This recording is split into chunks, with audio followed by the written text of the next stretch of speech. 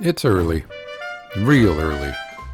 I have a commercial shoot in Venice that starts early and another shoot across town in the late afternoon. So the thoughts are, while I'm here, shoot some stuff in Venice and then taking the city streets, travel all the way across town, shooting what I see as I go, and winding up near my afternoon shoot closer to the end of the day.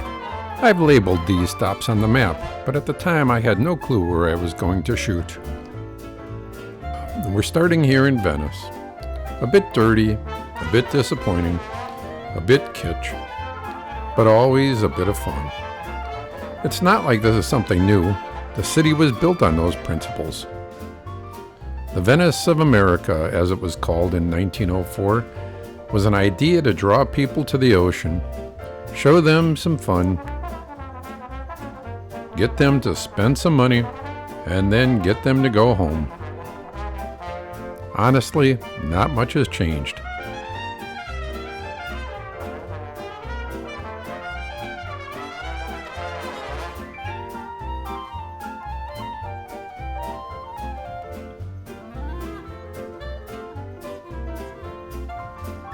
In 1929, they filled up the canals and built roads, but otherwise, it's not really all that different. Here's the same roundabout today. Well, off we go.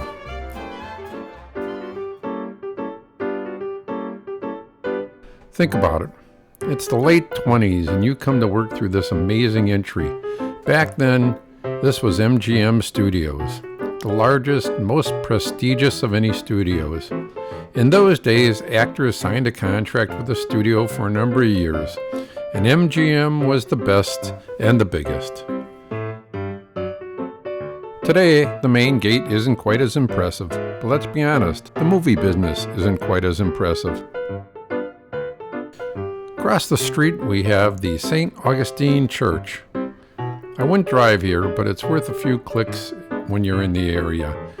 Even if this isn't an old church, built in 1958, I think many of these churches have something interesting to photograph.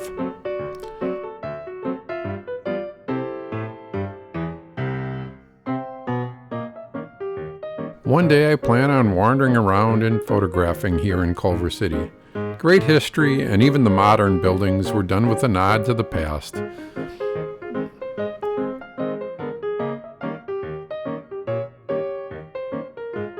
This is the historic Culver City Hotel.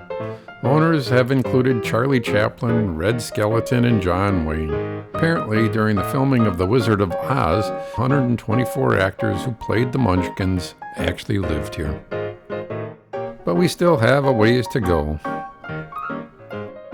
This building is Helm's Bakery, a massive Art Deco building that I have to stop and shoot someday.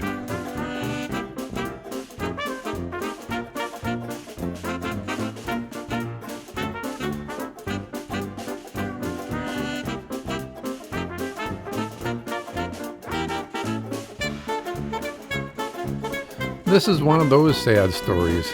This amazing Art Deco building has been vacant for years and years.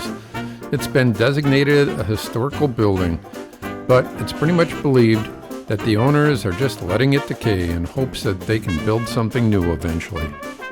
I ran across this church as we were coming, St. James Episcopal Church on St. Andrew's Place.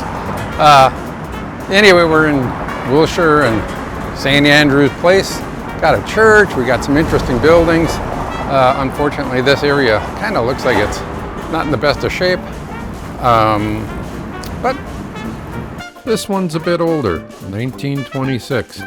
Again, nothing I'd drive out of my way to shoot, but I'm here. Supposedly, the stained glass windows inside are pretty amazing. It also has a pipe organ originally built in 1911. But after this, we're moving on. But now we're going to move the short distance to the last stop of the day. So as I was driving past, I saw this, which I didn't know what it was. It's obviously from a much earlier time period. And you can see kind of in the Art Deco style. So I was thinking 20s or 30s. Actually, it's what remains of the Ambassador Hotel. So the thing that made him famous was, besides being this ultra luxury hotel, it was Robert F. Kennedy got assassinated here in 1968, I think it was. So it used to say Ambassador on that column, and I'll put up an old picture to show you what it looked like.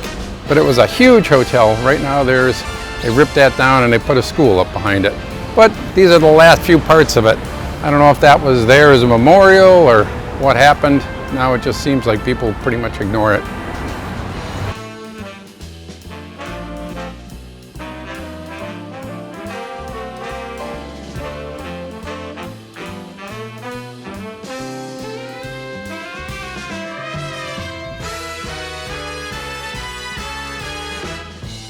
Built in 1921 and remodeled in 1940s. It was the home of the famous Coconut Grove nightclub.